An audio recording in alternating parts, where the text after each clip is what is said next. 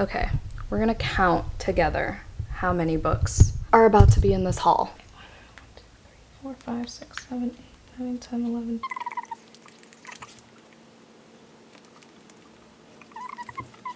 57 books in 1 month. That's actually not as bad as I thought it would be. All right, let's go on to the video. What's up, it's Jan back at it again with another nerdy bookish video. This is gonna be my April book haul, aka the most books I've ever bought in a month.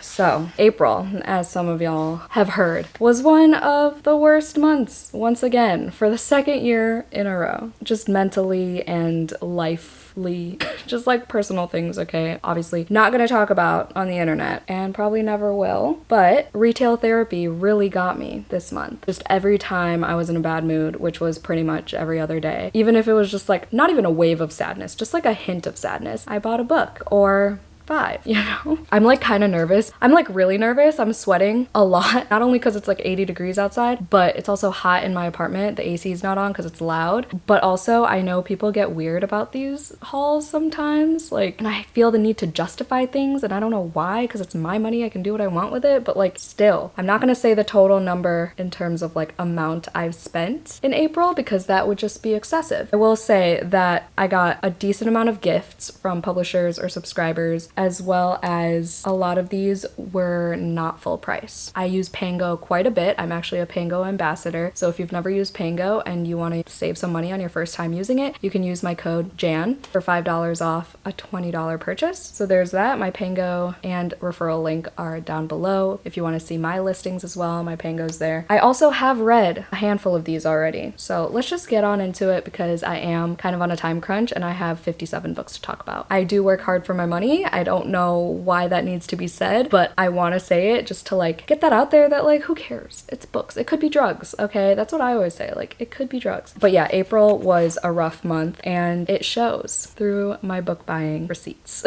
As always for my book hauls, I start with gifts because I love expressing gratitude on this channel. First of all, I want to talk about the Aardvark Book Club books that I received. If you didn't know, I am a partner with Aardvark Book Club now. I do have a discount code. So again, if you want to use Aardvark for the first time, you can get your first box for $4 plus free shipping. With my code JAN, it'll be in the description. My books for April, wait, these would be my books for May. I don't know how that happened, but I'm gonna show y'all these anyway because we were talking about it. I already read one of them, and that is You Know What You Did by KT Wynn. I just learned recently that that's how you say that last name, so yay me. I already read this one for my May Layer Readathon, which is my Patreon. If you didn't know, we have monthly readathons, buddy reads, video chat hangouts, exclusive sprints. All my live shows are now Patreon only actually, so if you want in on any of those perks and more, because we have exclusive videos, a bunch of polls, some lifestyle things that I don't want to share to the public. All of those perks are listed through my Patreon link down below. We had our Lair Weekend Readathon where we read as many Asian authors as we could in one weekend, and I chose to read this one. This is a debut thriller. It's very psychological. It's kind of complex. There are different timelines involved. There's a toxic mother-daughter relationship. And then the twist was like, that's all I'm gonna say. My thoughts are in that Lair Readathon vlog. Otherwise, just wait till my May wrap up for this one because it was interesting. The other two Aardvark books I have are The Jinn Waits 100 Years by Shub Num Khan and Happy Medium by Sarah Adler. This one is a fantasy, an atmospheric gothic tale about a ruined mansion by the sea, the jinn that haunts it, and a curious girl who unearths the tragedy that happened there 100 years previous. It's a love story, a mystery, all twined beautifully into one young girl's search for belonging. If y'all haven't noticed yet, I'm not one to read full synopses, so if you're here for that, I am not the one, but I do read like the blurbs and buzzwords I heard about it, things like that in these hauls. So sorry if you want the full synopsis verbatim, but again, not here, not me. But yeah, this one sounds really good. It's fairly short. I love a gothic tale, so I chose that.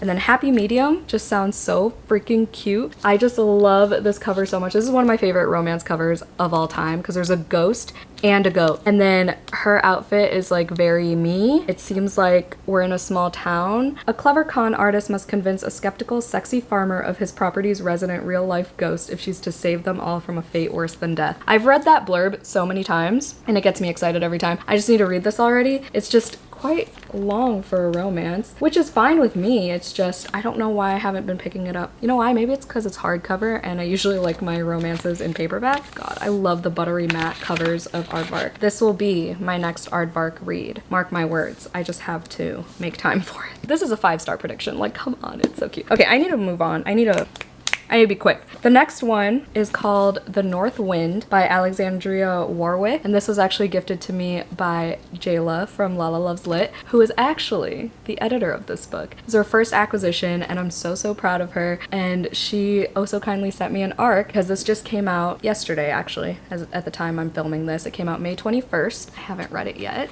but I will very soon. She has like a cute little note in here for me, but as soon as she told me about this, that it involves like immortality, and it's a Beauty and the Beast retelling, I was like, okay, I could be in the mood for that. And I read the first page and I was like, already the writing is stunning. It says it's inspired by Beauty and the Beast and the myth of Hades and Persephone. It's a lush and enchanting enemies to lovers fantasy romance, perfect for fans of Sarah J. Maas, Jennifer L. Armentrout, and Scarlett St. Clair. It's a standalone enemies to lovers slow burn fantasy romance, and it's the first in a series, and it's sprinkled with Greek mythology. It just all sounds like a fun time. And Jayla told me that it's not too heavy on the myth part of it, which I was nervous about because my brain doesn't comprehend mythology too well, but I really want it to. Anyway, I'm excited for that, and I'm again so proud of Jayla. Like, I could never.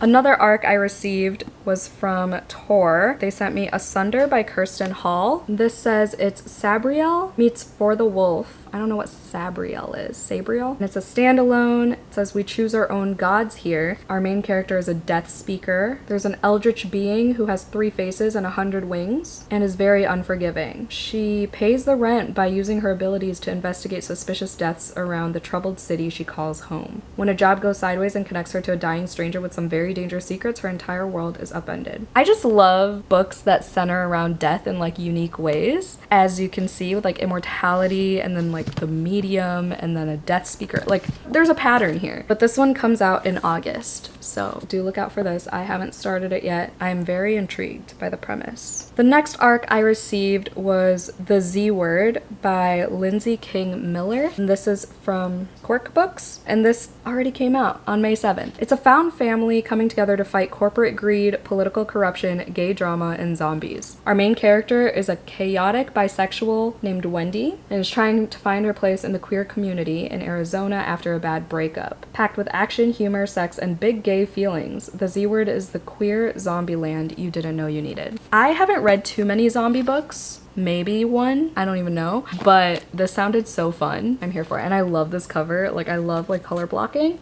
Beautiful. Penguin Teen sent me 2 of Jan D. Nelson's books that are quite backlisted, but she is coming out with a new book soon after 10 years, I believe. They were doing like marketing for it, and they're sending everyone the backlist to get ready for her new book. And I actually started this one a few years ago, and I never finished it because I think it was due back at the library. At first, Jude and her twin brother are Noah and Jude, inseparable. Noah draws constantly and is falling in love with the charismatic boy next door, while daredevil Jude cliff dives and does all the talking for both of them. But then Jude meets an intriguing, irresistible boy and a mysterious new mentor. So it seems like it's a coming of age. There's like romance and figuring things out, and some queer rep as well. So I do want to finally read this very soon, as well as The Sky is Everywhere. I remember my best friend Laura from high school recommended this to me, probably in high school. When did this come out? 2010. Adrift after her sister Bailey's sudden death, Lenny finds herself torn between quiet, seductive Toby, Bailey's boyfriend who shares her grief, and Joe, the new boy in town who bursts with life and musical genius. I hate when my boyfriend's name is in books. I heard this one's good. It seems like it has some heart-wrenching moments, some grief, and there's also apparently an adaptation on Apple TV. So from Forever Books, they sent me 5 books. Can't find the 5th one, but it's called Trial of the Sun Queen. I don't remember where I put it. I don't remember what color the spine is, so it's somewhere on my shelves, but it was a romance box. I got Life's Too Short by Abby Jimenez. I heard this one has a little bit of pregnancy in it. As long as I go into it knowing that, I think I'll be okay. But I have yet to read an Abby Jimenez. My plan is to read Part of Your World first and then that trilogy because I own all 3 books, and then maybe I'll go backwards if I am as obsessed as everyone else is. Laugh out loud story about life, love, family, and the art of screwing it all up. I kind of love that. Vanessa Price quits her job to pursue her dream of traveling the globe. She gains millions of YouTube followers. I don't like social media in books. Oh, she's also grieving her mother and sister. Her half stepsister leaves Vanessa in custody of her baby daughter. Oh, there it is.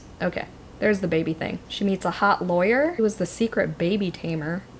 I don't know if this one's gonna be for me, but it's there. I have it. Thank you, Forever Books. They also sent me Beautiful Vengeance by Katie Robert, and I have read multiple books by Katie Robert before. I've read, I believe, 4 or 5 from the Wicked Villains series. I have yet to read Neon Gods, but one of my patrons, Sash, gifted that to me way back when. So I do own it. But now I have this, and I have no idea what it's about. Oh, it's a forbidden romance. Okay. For some reason, I thought there was some fantasy in this. Why is there a dagger? I guess we'll see, but it looks like there's some revenge going on. Then we have Jana Goes Wild, and this one looks fun, but then the back says something about having a baby on the way, but I could look past it because there are animals on the cover. That just seems like a fun time. Then we have The Trouble with Hating You by Sajni Patel. This one's about a biochemical engineer who's happily single, and she gets set up by her family to this guy named Jay Shah, a charming lawyer in a good suit. This one sounds like something I'd like. It sounds like it's a hate to love, arranged marriage situation.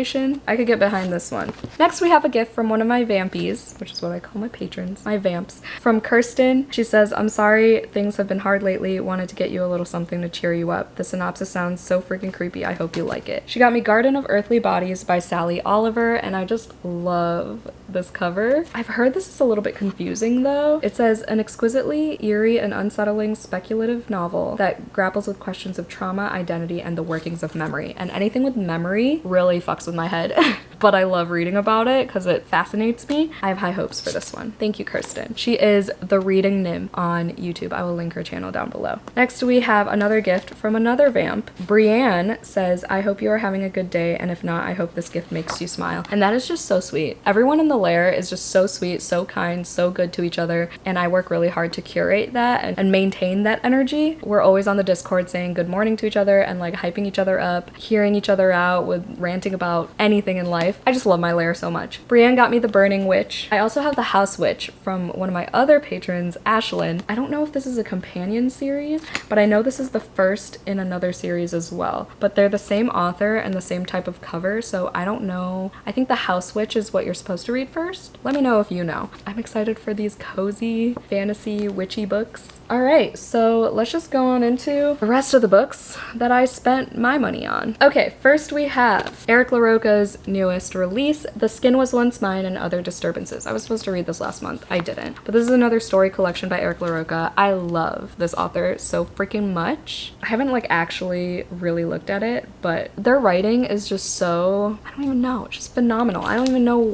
which stories. So there are 4 devastating tales from a master of modern horror. That they are indeed. It says the collection is intense, claustrophobic, and horrific. The stories are called This Skin Was Once Mine, Seedling, All the Parts of You That Won't Easily Burn, and Prickle. And I don't want to read the synopses of each one because I like to go into most books blindly, but especially short story collections. So excited for this little book. Going with the red and black theme, we have Someone You Can Build a Nest In by John Wiswell, and I've heard so many good things about this. This is like a cozy fantasy horror about a shapeshifter who happily resides as an amorphous lump in the swamp of a ruined manor. She's nursed back to health by Homily, who's a warm-hearted human, and mistook her for a human. And then Homily falls for her, and it's a sapphic love story, and I believe it's like found family. I don't know, I've heard good things about this one, and it sounds really cute, really good, but also horror elements to this as well, and I'm so excited for this one. I don't know when I'm gonna get to it. I've thought about it many times. Here's a book I did read, Done and Dusted. I'll talk about it more in my May wrap up, but I do have a vlog where I read this, so I'll link that vlog down below. I really enjoyed it, and this was the start of my love for all the cowboy things. I now have a blanket, a little glass cup, cowboy boots, a bunch of cowboy books, and we're going horseback riding soon, so... Fun fact, I used to live in Indiana for college. My last couple years of college, my love for country started back then, but it has since then re-emerged because of this book. The Year of Magical Thinking by Joan Didion. Is that how you say it? I don't know. I've heard about this book for so long. This is a very old book. And then I watched One True Loves, the adaptation for Taylor Jenkins Reid's book, and they mentioned this as well because it deals with grieving over a spouse. And this is nonfiction. And it has really good reviews. So I finally bought it used from Pango for like $4. So I'm excited to cry. Oh, there's highlights in it. There's something about an annotated book that I don't like buying, but it always flatters me when people buy my annotated books. Because it's like, you care what I have to say? You don't want a pristine book? Anyway, stories about dead significant others always get to me. I'm sure that one's no exception. Next, we have one of many series I've bought this year. It said it's a box set, but there's no box. I got this for pretty cheap. I got the David Bad trilogy by S.A. Chakraborty. Don't know when I'm gonna get to these. I bought them because Cass and Katie's book club, Wyverns and Words, they're doing a series read along and I'm already behind because I believe this was this month's book. It's already the 22nd. There's no way I'm getting to this book. But I have the whole series whenever I want to catch up and watch the live shows back. Another series I bought for pretty cheap. I bought these because they're getting traditionally published soon. So these ones are going out of print. So I was like, let me snatch them. It's the If Love series by Anna Huang. Y'all know I love Anna Huang. The Kings of Sin series. Love that series so freaking much. I've read Twisted Love, so I'm gonna make my way through that series before going into this, but this is her, I don't know if this is her first series or what, but it's one of her older series. I don't really know the story of each one. They're one of those companion series where each one follows a different couple, so do we need further explanation? I think not. Another romance I have, Wild Love by Elsie Silver. I'm just gonna do all the Elsie Silver books because I bought the Chestnut Spring series, okay? I found the covers I wanted for really cheap, so I bought them. I don't have the 5th book because that one's still on Amazon, so I was like, okay, I don't need to buy it right now. I don't need to rush to get it, but all the other ones, except Powerless, but these were in a pack of 3, and then this one was separate. This one was $13 on eBay, and on like Pango and stuff, I think the cheapest one I saw was like $90, $80, but I've seen it go up to like over $250, so $13, I will take it. I don't even care if there's like misprints. I don't even care. I don't even care. But yeah, I have all of these. Are we surprised? I don't know who I am either, I know. I keep saying I'm in crisis mode. That's my evidence. Next, I have a book that I impulse bought at Barnes & Noble because the cashier convinced me last minute to get another one for half off. You know how they do that? Yeah, I got. You'd Look Better as a Ghost by Joanna Wallace. This actually sounds pretty good though. There's a female serial killer who walks around with a bloody hammer. All I needed to know. And it seems like a quick read, you know? It seems like a plane ride, road trip type of book. Plane ride, road trip. What the fuck am I talking about? Next I have I looked up how to say this and I totally forgot. Clytemnestra. This is like bigger book than I remember. But this is by Costanza Casati, another Greek myth book that I bought in hopes to become a Greek myth girly eventually. I heard it's a female rage book from my friend Nerdy Nat Reads. She's also a patron and she loves Greek mythology. So I trust her. I hope I love it. Next I have Hysteria by Jessica Gross. This is a cute quirky little book about this girl who falls for a bartender who happens to be Sigmund Freud. I just laugh every time I think about that premise and I just need to read this already because it's so short and it's gonna be so weird. I'm excited. Next is another book I bought that same day as You'd Look Better as a Ghost when Cass came to visit me and we went to Barnes & Noble. A Door in the Dark by Scott Reintgen. This is a YA dark academia mystery, I think. I was drawn to it because the cover reminded me of The 1,000th Floor by Catherine McGee. Totally different story, but I just like the vibe of this book and it's super floppy. Seems like there's magic at Balmeric University, a rich dude, spell malfunctions, someone is dead on arrival. Seems like your classic magical school with a murder. Hopefully that's a fun time. Next we have the latest Twisted Retreat box that I received before I canceled it and then decided I didn't want to cancel it and then I was waitlisted, but now I should be getting a box again this coming month. These Things Linger by Dan Franklin. I've never heard of this book until I received this. It says, when Alex Wilson's estranged uncle unexpectedly dies, Alex realizes he would do just about anything to make peace with the man who had raised him as his own. He'd even reach out to the dead. Again, my books with interacting with the dead. What is wrong with me? But it seems short. It seems fun. Maybe I'll read this soon. I have a sequel to a book where I actually read the first book. Like, what a concept. A Peerless Undertaking by Deanna Rayborn, the sequel to A Curious Beginning, which I finally read and finished. So this is just continuing, following Veronica and Stoker and their shenanigans and solving mysteries of some sort. I love the sophisticated banter is what I keep describing it as, because that's what it is. Veronica and Stoker are just unmatched with their banter. Excited to continue that series. Next, I have a nonfiction called Confessions of a Sociopath, A Life Spent Hiding in Plain Sight by M.E. Thomas. If you didn't know, I was a psychology minor, so I'm fascinated by all things psychology and how the mind works, and that's why I love true crime too, because you get insight on the serial killer's minds, and like, I don't know, just all fascinating to me. I remember eyeing this book in high school, and I was like, oh, that'd be an interesting read, and I never got to it, but then I hyperfixated on What Makes a Sociopath. Little Scratch by Rebecca Watson. I haven't heard anybody talk about this besides my friend Lucy from Lucy Love. She posted a quote from here, and she also showed this formatting, and I was like, I need this book. What is it? Where is this from? Are you gonna tell me what the title is? Because I need it now. And I bought it immediately. And I should probably read this because it seems like it talks a lot about like the mundanities of life. I don't know, I feel like it's gonna give me some perspective on something. A dazzlingly original shot in the arm of a debut reveals one young woman's every thought over the course of a deceptively ordinary day. Wow, I was right just from that one quote that Lucy posted. I never even read the synopsis. Another book I already read, Hereafter by Amy Lynn. There's another nonfiction about grieving over a significant other who passed away, and this is a memoir, and it's really freaking sad. I gave it 5 stars. My next books are my Book of the Month box. This one I'm actually in the middle of because it's my book club pick for May, and the live show's tomorrow. I only have like less than 100 pages left. It'll be fine. Dragon Fruit by Micaiah Lucier.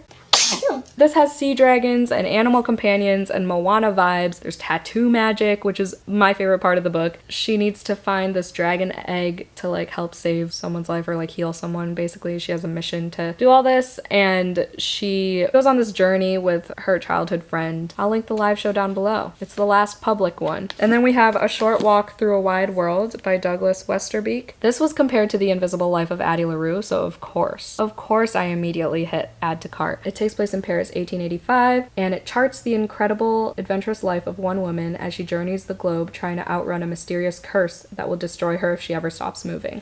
Sounds Addie LaRue-esque to me. She journeys through the Himalayas, a Parisian courtyard, an underground library. She faces strange beasts, wild landscapes, opulent castles, grand inventions. It just seems like a ride, and I'm excited for it. I actually just posted my poll for my Lair Bloody read, and this was one of the options. But either way, I think I'm gonna definitely read it in June. It fulfills my coffin covers challenge, which is this challenge I do on Patreon, and there's a boat on the cover, and that's what we're supposed to look for in the June challenge. So I'm excited for that. And the more I talk about it, the more I want to start it. So I'm gonna move on to First Lie Wins by Ashley Elston. This is a thriller. If you couldn't tell from the cover, that looks like every other thriller out there right now. I heard this one has a good twist, so I kind of hyperfixated on it and just put it in my cart as soon as I heard good things about it, and then waited until the next month to actually get it. Evie Porter has everything a nice southern girl could want: a doting boyfriend, a house with a white picket fence, a tight group of friends. The only catch, Evie Porter doesn't exist. All right, she's a con artist, and I love con artists. Again, with The 1,000th Floor by Catherine McGee, that was the start of my love for con artists in books. They're also just fascinating to me. The last book of the month book is The Familiar by Leigh Bardugo. If you haven't heard about this yet, I don't know where you've been, but it's Leigh Bardugo's newest adult novel. I believe it's a standalone,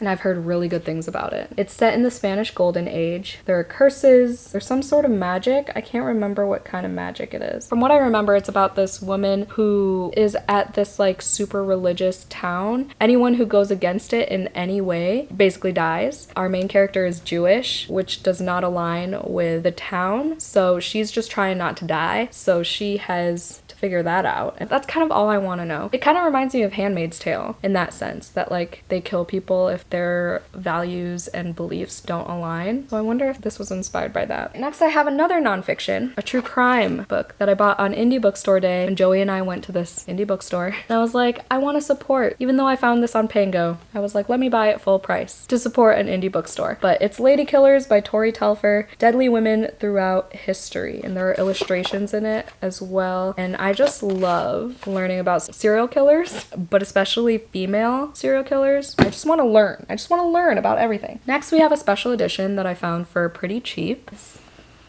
This gorgeous gal, Cruel Prince special edition.